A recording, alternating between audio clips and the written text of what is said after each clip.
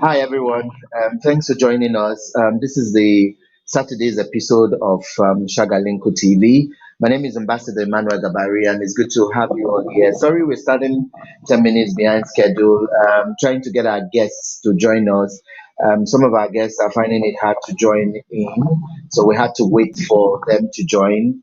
Favour has joined, and Benga has also joined. We're waiting for Ola to join us. As soon as Ola comes, while the program is on, he will just join us and also introduce himself. Today, we're looking at COVID-19 and what the general public thinks about it. There's so much misconception, misinformation, and a whole lot happening. Of recent, I heard of one that they said those who took the vaccine, that when you put a phone near their arm, that's going to charge your phone or something. So much, so much gist, so to say, is happening or flying around, and that's why we said we should ask today what are the why is the public really hesitant when it comes to not just the vaccine for COVID, but also informations generally. You talk with people and you hear them say they don't believe there's anything like COVID-19 and all of that. Anyway, I was streaming live on YouTube and on Facebook. So you could drop your comments on any of the comment sessions and we'll read them. I have guests here. Um, Ofuani Praise is with us. He's a counselor, he's a peer educator, he's also a programs officer for AFI, that's African Focus for Youth Development, but he's based in Lagos. I also have Favour Bassie. She's a girl child advocate and she's in Ilorin. And like I said earlier on, Oyewusi Philemon Olawuyi will be joining us shortly. He's the media and communication officer, middle belt for Search for Common Grounds. And let me also start by saying thanks to Search for Common Grounds. This episode is proudly sponsored by Connexus and also with support from the EU. Thank you so much for this. And Connexus is also supporting all influencers for change with their programs across. And for us here in Kano, Connexus is also supporting us to train 30 young activists on COVID-19 information and awareness. And we'll be doing that training on the 6th to 8th of August. That's for 3 days, Friday, Saturday, Sunday. And we'll be selecting young people from like 15 local governments in Kano, and we'll be doing that training. It promises to be a very huge one. Anyway, let me come back here and then talk with my guests, and we will take it up from there. Hi, Ofuani, how are you doing? Very well. Very well. Good afternoon. Good afternoon, Ambassador Emmanuel. I'm very well. Can you hear me? Yes, I can hear you. So, All right. how are you doing this afternoon, and how is Lagos? Very well. It's a hot afternoon in Lagos. It's pretty well, or doing pretty well. Thank you very much. And Even I'm super even though excited to rain, be on it's the been show. raining. Yeah, Oh, really? welcome, welcome. Thank you so I much. was saying even though it's been raining in Lagos and flooding the whole streets of island, we see a lot of pictures of Uh, floodings and all of that. Yeah. all right. Yeah, actually, it's a hot afternoon this Saturday, so I guess maybe the rains will come later on. Okay. So let me go to Favor. Favor, quite a while. How are you doing? And how is Ilorin? I'm fine. I'm long time now. Ilorin is fine. Ilorin, it's been cold here, not raining, but cold, very cold. But Oh, aside that, it's been fine. okay. So let me start off with you. So much is happening. I hear of, in fact, I saw some videos of people who put phones on the arm of people, and then the phone starts vibrating. Some the phones will catch fire. So much has been happening. Like I asked myself, is this still the same vaccine that I took even the second dose? So Favor, tell us what's the public perception? What have you heard about the vaccine? And let's take it up from there. Well, It's been, like you said, it's been a lot. There has been a lot. There has been a lot of videos, a lot of write-ups. People are doing a lot of. In fact, suddenly we have a very high number of writers when it comes to this COVID-19 issue. And then after, I think after a while, before they started distributing the vaccines to countries and all.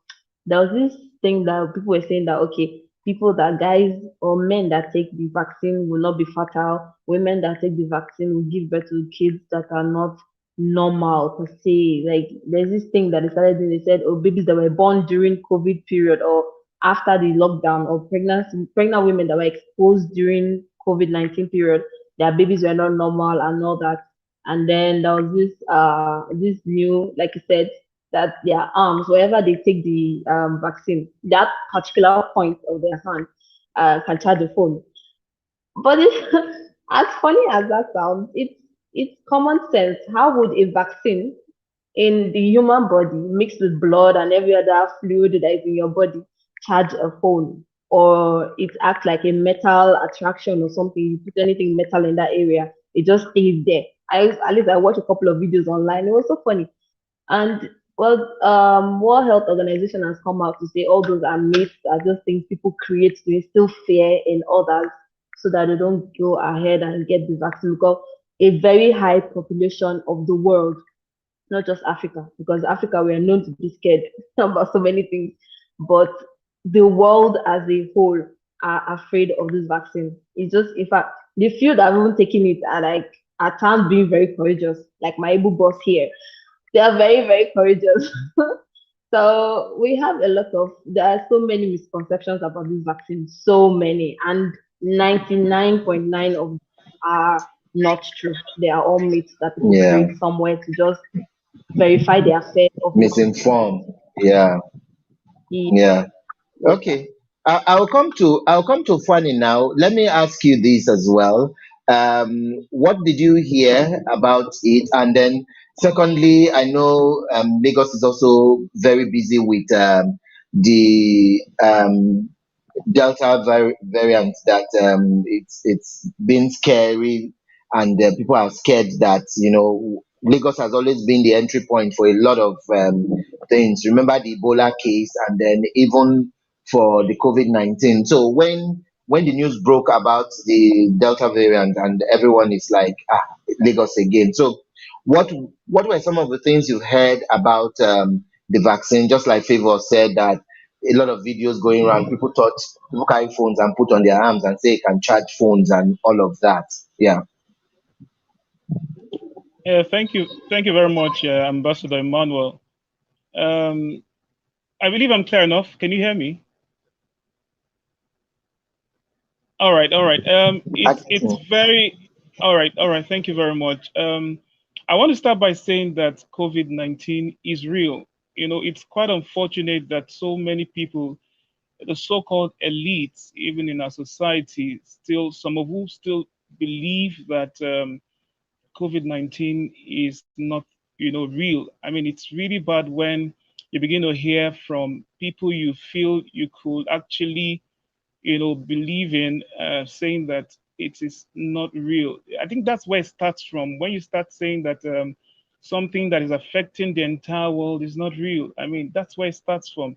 And that's why, if I tend to believe in somebody and then that person is saying a particular thing that is untrue, I mean, it goes a long way to affecting not just me, but others that, are close to me. So COVID-19 is real. Like you rightly said, we've seen a whole lot online. There's this the day I saw the particular video of somebody putting a metal object on his shoulder and then it stuck. I was like, what the hell is this? I mean, so I mean, it's really bad. It's really bad when you begin to see such videos making the rounds and then people actually believing in it.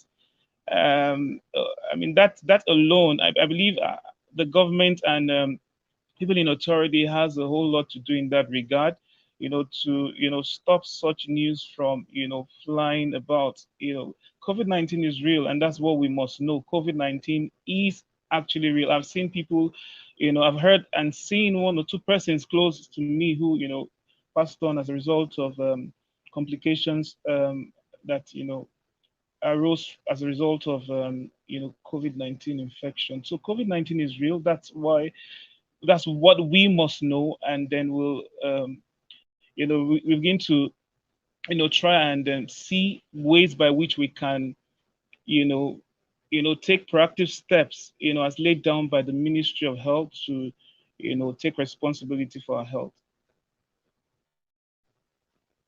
Thank you, Ambassador. Okay, thank you about that. Yeah, I'll bring Favour Bassie right now, and let me also talk with her about a few more things here. Now, Favour, I like the fact where um, Ofuani said that the government should do more in sensitization. Are you worried that the government is, or do you think the government is not doing enough, especially for National Orientation Agency, Ministry of Information? Do you think that we should see more of information that dispel some of these myths and rumors and all of that?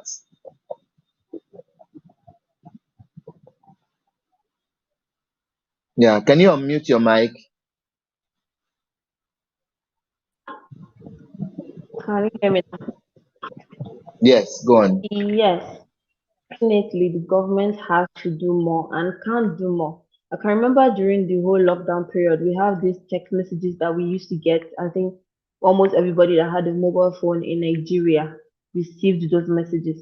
But I think recently it has stopped. At least I've not been receiving it for a while now. And a lot of other people too have stopped receiving, because in fact it was a joke amongst us that, oh, if you're not in a relationship or in the same CDC is there to send you messages, love text messages every day. I know it was a common joke we make. So but recently that has stopped. We don't receive messages anymore. Even the regulations, the rules, the compliance we have to do to prevent COVID-19 has stopped. I can say stopped because I am in school right now, and it's not as emphasized as it's supposed to be. And this very recently, Lagos University, Unilag, they were asked to vacate their hostels because of the increment in COVID cases. So it is not totally gone. So the cases are still increasing.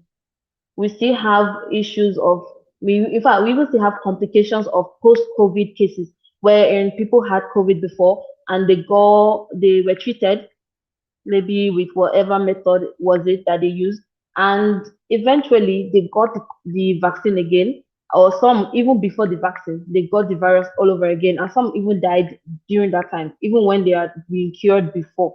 So the government still has to do a lot of things. I read a blog, I think 2 months ago, where they were interviewing a lady, some woman in one of these northern areas, where they were talking about the vaccine when they were trying to introduce it to Nigeria before it even came.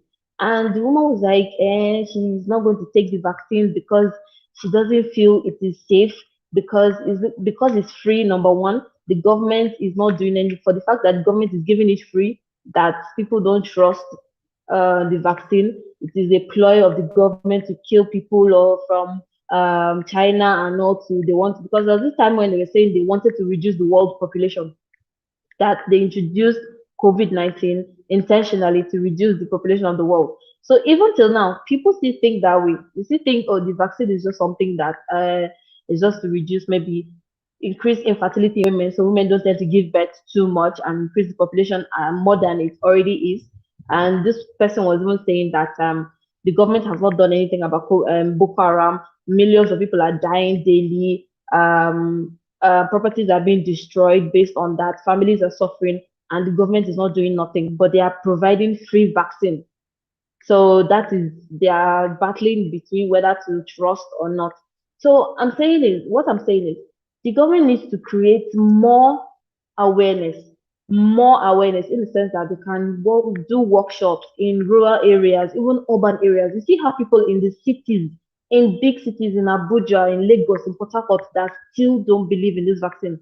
I was in a cab one day in Abuja, and I was hearing some man, I think it was the taxi driver himself that was talking to some guy that, oh, This vaccine was just nothing, it was just water that they're injecting in people. I was like, you don't have to say that. Did you see the amount of people that died? They were burying people in masses.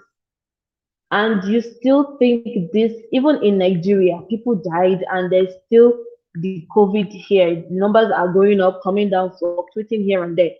And the government is even though they are still okay to an extent, they are still warning citizens to wear your face masks, wash your hands, and things like that. But it has, I feel we have relaxed because we feel, oh, there's no lockdown anymore, so people can move around freely. And because the cases are not, we don't watch NCDC on TV the whole day talking about cases increments and all that.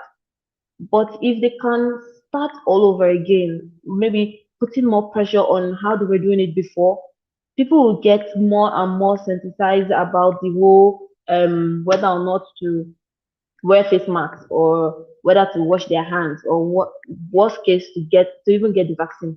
So I think the government really has to do more. Really, really has to do more. Thank you so much, Favor.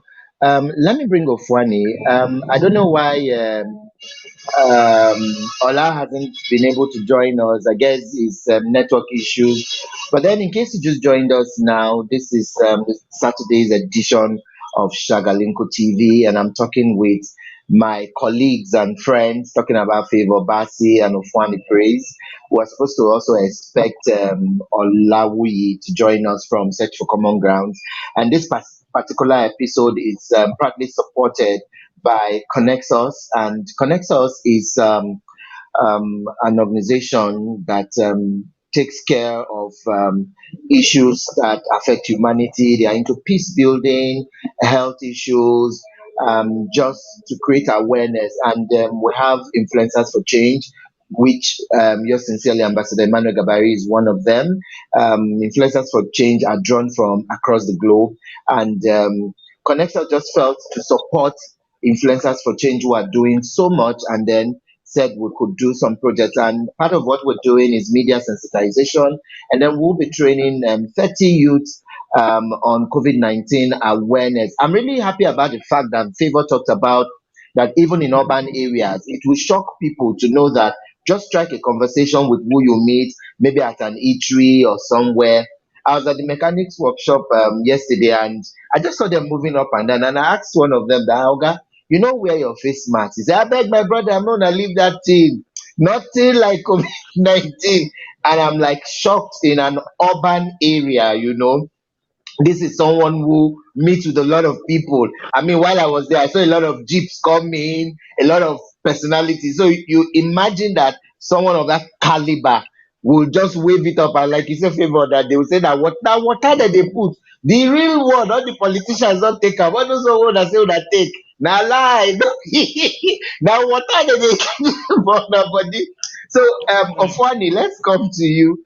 Are you also not worried that schools used to take precautionary measures at the first time, you know, but I passed through a lot of schools now, and I'm shocked how teachers, management, students, pupils, they all move around as if nothing is happening. What do you think about our educational systems not also taking that check anymore?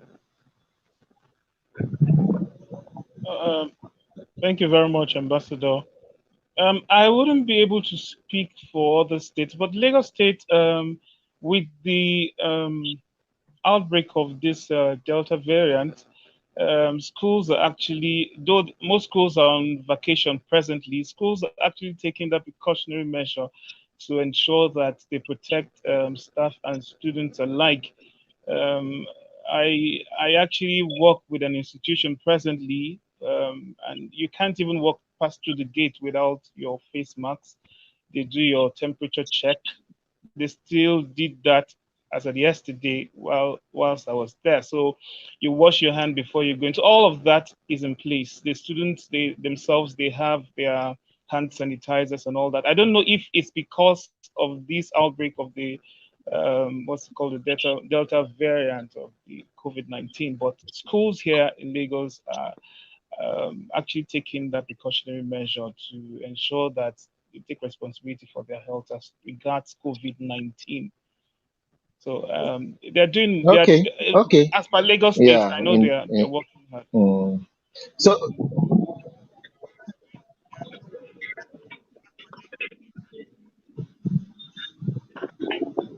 yeah. So, Favor, are you, when you heard of the new variant, were you also worried? Because we're grappling with the one that we were trying to sensitize people, beg, if possible, for people to have a rethink about taking the vaccine, and then boom, the news of the Delta variant came in.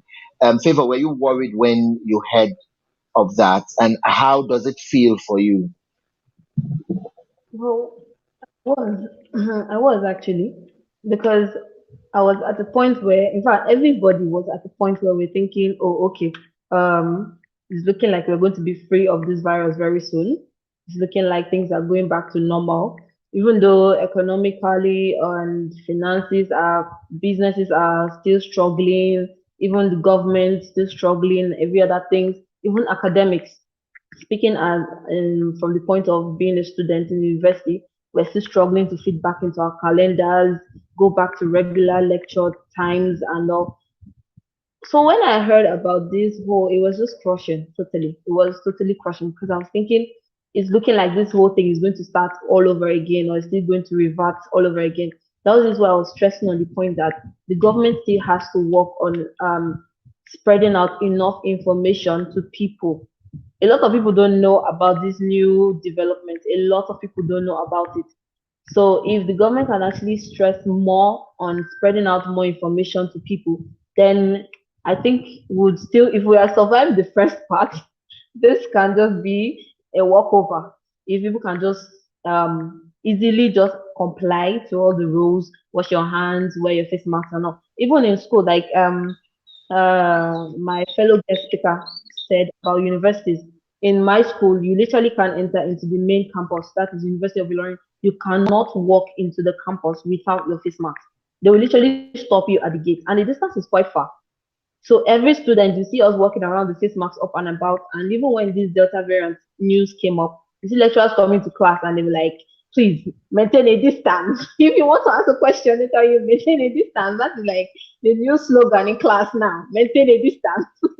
So, but I feel we can, if we continue that way, we can definitely walk over this, and it will be just like the way we are telling stories of 2020 of how people went through their COVID experiences and all.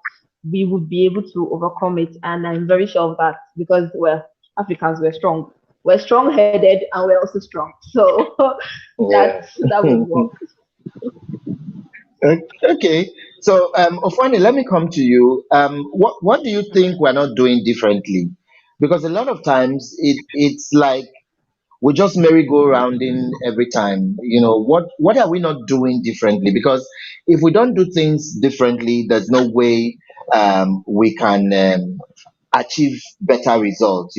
They say 20 friends can't be together for 20 years. What aren't we doing differently? Because it's as if when the media keeps saying things, it's like one step forward, two steps backward. But before I come to that, Favor, if you can see this, maybe you read this message from Ibrahim Usman Awesu, and this is to also tell everyone watching that please drop a comment, drop your message, your comment, whatever, or questions on the comment section, and they will read them. Our guests will try and respond to them.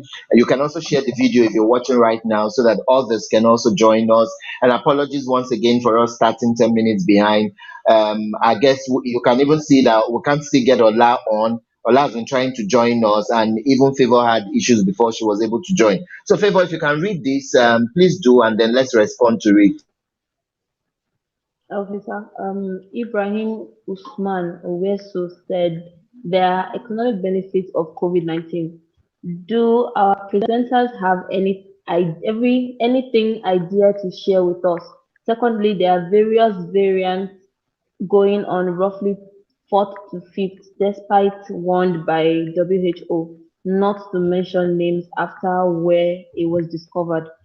Will the two vaccine be effective to these various latest variants? If yes, at what percentage? Well, for now, if I can respond to this, sir.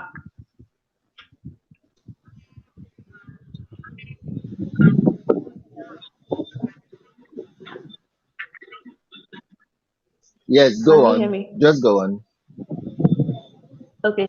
To respond to this, yes, the Yes, World you can go Health on, Favour. Organizations, they have, okay, sir. They have WHO has really been top of their game during this whole Okay. COVID issue. Yes, So I we can hear can give you. Just go them on. that kudos to them. So um but for the fact that they came out saying that we should not really, they are like different various, apart from okay, these Delta variants that we now commonly have knowledge about, there are other ones coming up. That is still also a form of threat, let me say, to okay, our hopes that we have gotten over this over this pandemic or over the virus as a whole. But if we're going to follow that as a whole, we just have to think that okay, maybe when they give us enough information, we can come out plain to the world, or maybe when they do that, when they come out plain to the world, they can think, okay, maybe sometimes you can decide to have a case. But if not, the vaccine as a maybe prevention method or whether it's curing method, because right now we can't even see some people have taken their vaccines and they still have recurring infection. They still get the virus again. So we still can't tell whether or not the vaccine is a curing is for curing the virus or to prevent it. Or preventive. So Yeah.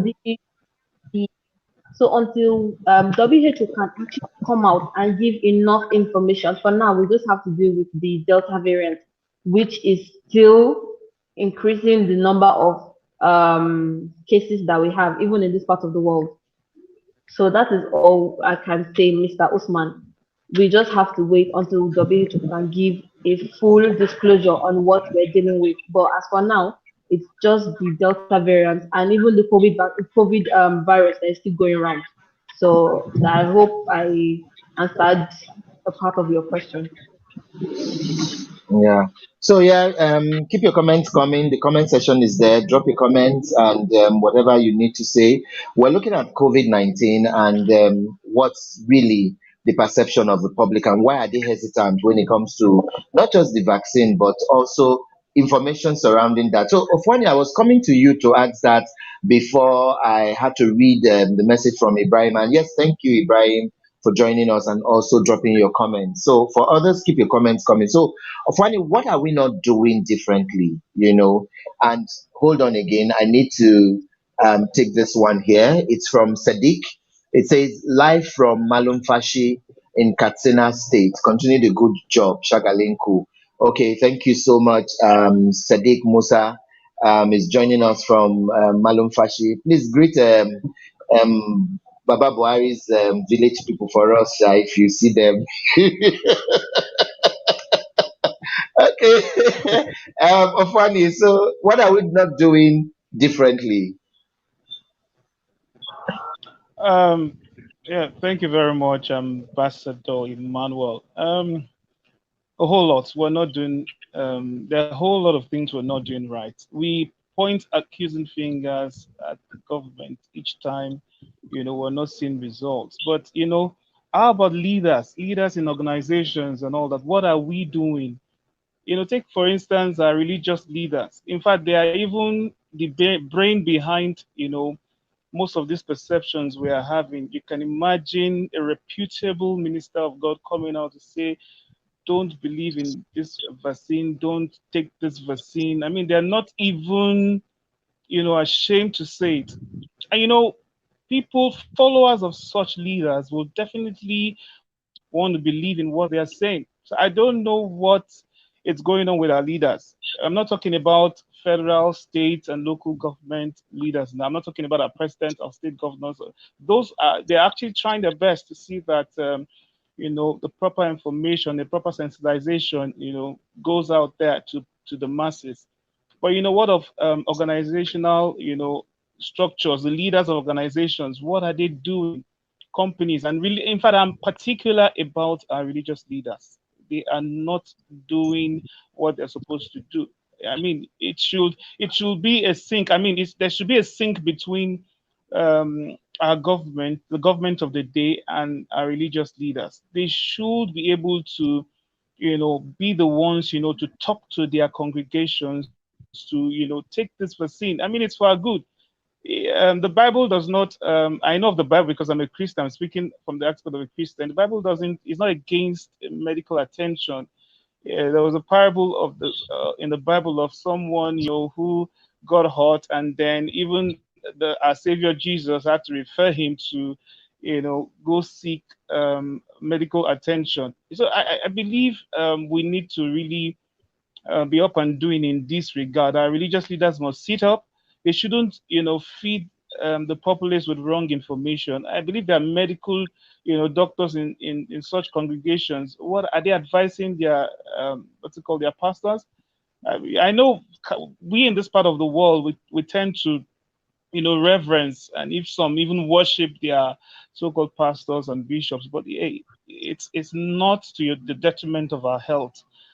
Our religious leaders has to sit up and then take responsibility in passing on the right information to their congregation. By so doing, I believe most of these false, or most of these myths, let's call it myths, most of these false, perceptions about COVID-19, will be a thing of the past.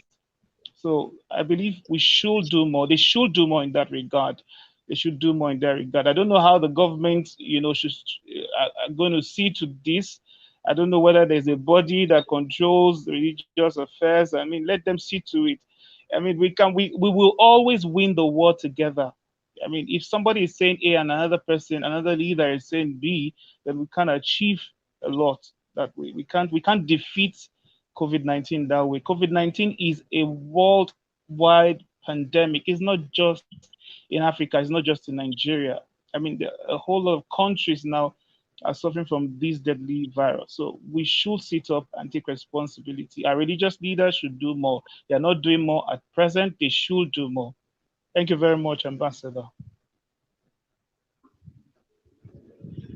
Okay, thank you, Ofuani.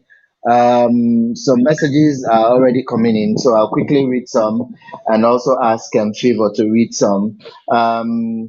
Okay, Favour, take this one here on the screen, and I will read the other one from the other line. Okay, Mr. Sadiq Musa says, it's great having Favour Bassie. It's Bassie. It's great having Favour Bassie and Fanny Praise on this Saturday's edition. Thank you very much, Mr. Sadiq. Thank you. Mm, It's an honor. yeah, thank you. Yeah, and I've got another one from Solomon Ebere on the other line. He says, to me, my view on this is that COVID is not real in Nigeria, but we just need time. My opinion is that the federal government is actually using it as a means of enriching themselves by giving figures, and we have not seen. That is from Solomon. That's funny, Very funny. misinformation you hear Very funny. conversation with people, So, Favor, are you worried about that when people still think it doesn't exist? I think it's because of the time frame. The time frame is one major effect because when everybody was locked down, when we were all home, schools were not open, offices were shut down, people were literally restricted from moving around. There was a very little opinions like this particular one that says, okay, there's no COVID-19 in Nigeria. That's a fact because we were all home. Everybody was locked down. We're watching TV. We saw, even though it was majorly from the Western world, but we saw the effect of it. But for the fact that we've been out for so long and people are even being very carefree about using face masks and washing their hands. In fact, I don't think I've seen anybody washing their hands recently, using sanitizer and whatnot. But because of that, now we feel that okay, it's gone, we're free, totally free. So if people are still talking about COVID cases right now, it's it to the layman it looks like, oh, it's not existent at all. It's not existent at all. Before coming on air this morning, I had to check. As of 5 a.m. this morning, we had probably 173 cases.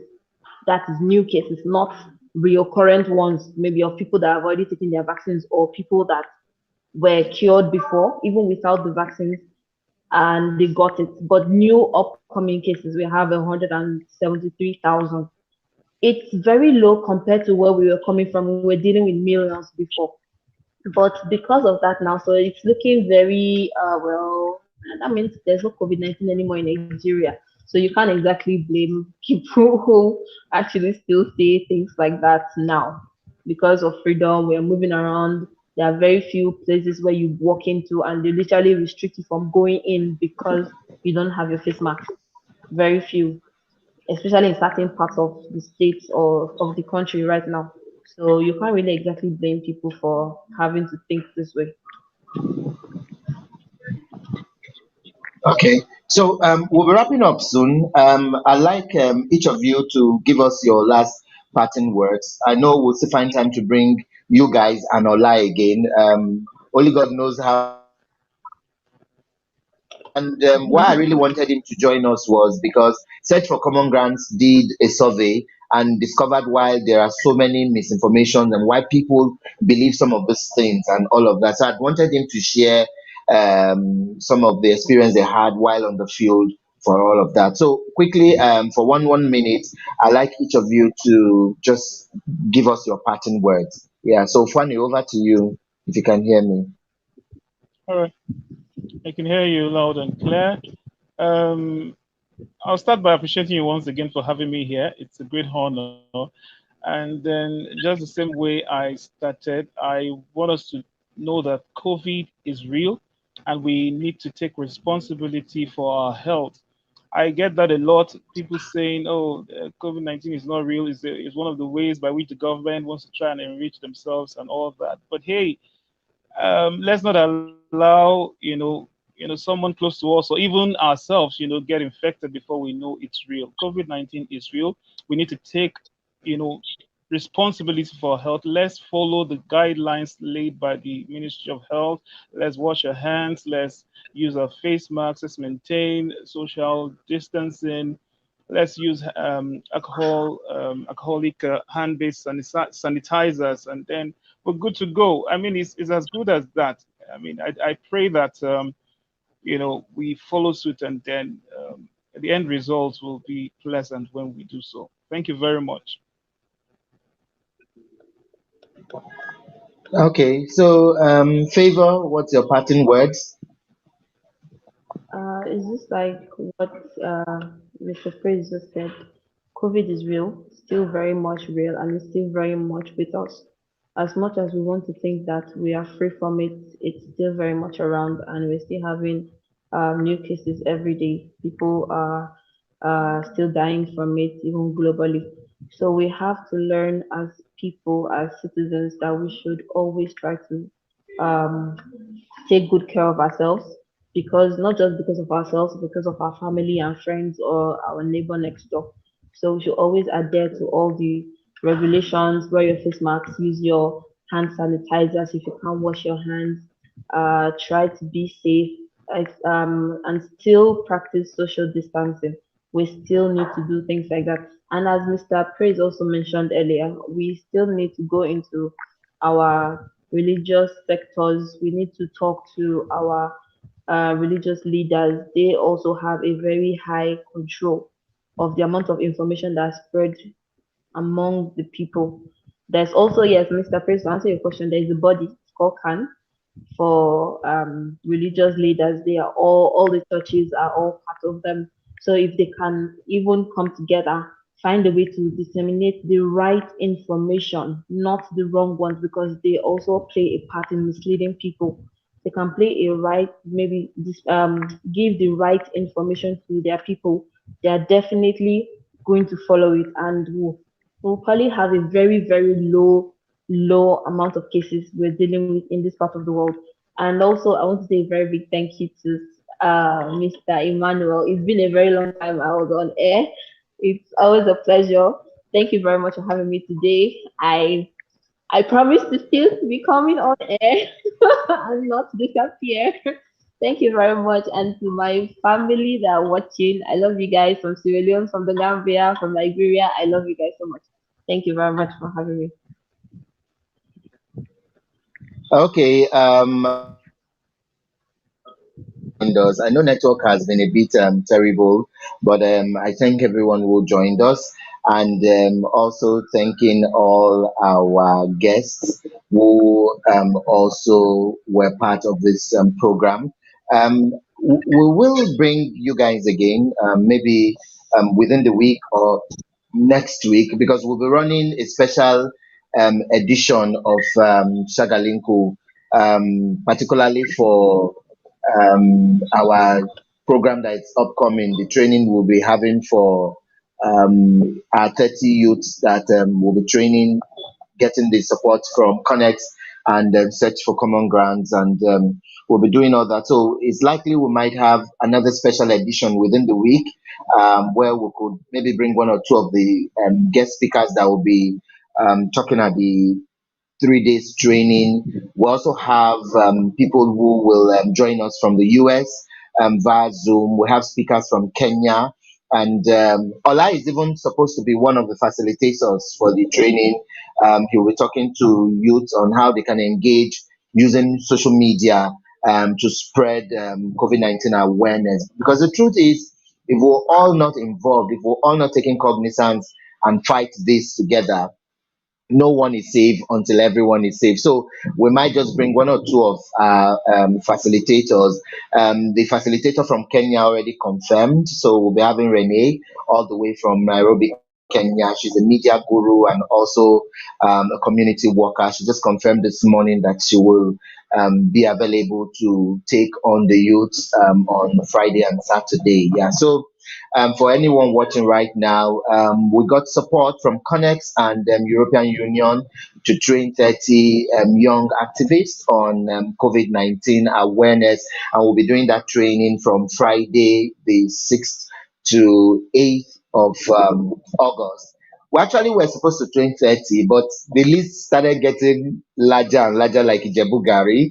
So we'll be opening up the space to train like 40 or 45, still taking into cognizance the COVID-19 protocols where we're not supposed to have too many people in a gathering. So yeah, either we split it into two and have some people attend morning session and have some attend afternoon, or we check the hall and see how we can spread well enough for all of us to be in that meeting. So make it a date, and we're also trying to put things together where those who can't attend, because we're restricting the number of people to attend physically, so we're also trying to see if we can put out a Zoom streaming as well, so that those who can't be in the hall will also join us virtually. I remember a lady from Kaduna who saw when we went to, I think, Correct FM or Vision FM to talk about our upcoming training, and she said, Ambassador, please, I need to attend this program, especially when she heard we'll give certificates of attendance. She said, I hope she's not watching right now because she will call and kill me after this show. She said, Ambassador, please, I need to be part of this program, but I want to collect this certificate. Madam, if you are watching, I beg, we'll find a way, because the Zoom meeting we have in place is just for our facilitators to link up with our participants. But we'll still work with our technical crews. Maybe Ola will support us on that as well and see how we could stream it live so that those that we can't let in into the hall. We already got like 60 confirmations of people who really want to attend. Some said, you know what, we don't even want the t-shirts, we don't want the transport, we just want to be in that hall. We know every time you organize any training, it's always knowledge based and we want to attend. And I'm like, before we could have 200 people in a hall. We've done trainings where we said we just want only 60 people, and when we get there it's like 200, 250 people in the hall, and we usually can't turn them back. We just provide refreshments and then do transport. But these ones, they're saying we don't even want the transport or t-shirts or anything, we just want to be in the hall. So we're looking at our technical team and looking at how we can just bring everyone virtually, and then the few numbers that we can keep for COVID sake and all of that. We'll do. But you get more information as the week unfolds. So hopefully by Wednesday, everything would have been in place and all of that. So once again, thanks to Connect US and European Union for supporting this. So many activities are also lined up besides the training, the 3-day training. Like you saw on our page, you saw some of the media advocacies we've done. We've done like 2, 3 now for radios. We'll still hit the street and do a few more. We'll be going to the streets to do advocacy as well, street by street. So when you see us on your streets, do welcome us and come out and join us and clean the environment, okay? And then we'll have a few more advocacy visits to do. So there's a whole lot of activities lined up from now till about 2 months. So join us when we ask you to, and then let's make the world a better place. My name beautiful Saturday. And thanks once again to all my guests. We had Favour, Bassie, a girl child activist, a girl child education activist and advocate, and she's in Ilorin. And to our very good friend Ofuani Praise, he's a counselor, a peer educator, and also a programs manager with African Focus for Youth Development. And he's based in Lagos. And sadly, we couldn't have Olawuyi join us. He's also supposed to be the third guest.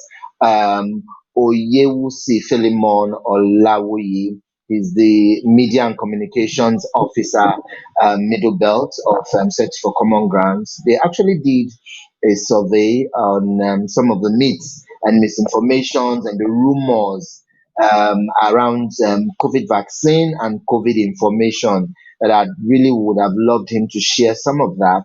We're actually also supposed to have him last month or thereabouts, but somehow he was also busy in another function. But his colleague Joy, came all the way from Search for Common Grounds and joined in that conversation and in that episode. So hopefully, maybe when we do the special edition that will come up on Wednesday or Thursday within next week, we'll hope to have Ola join us. Anyway, thank you guys. Thank you all for joining us. The videos will still be here after the show. Do remember to like all our social media handles: Twitter, Instagram, Facebook, YouTube. It's all at Shagalinko TV.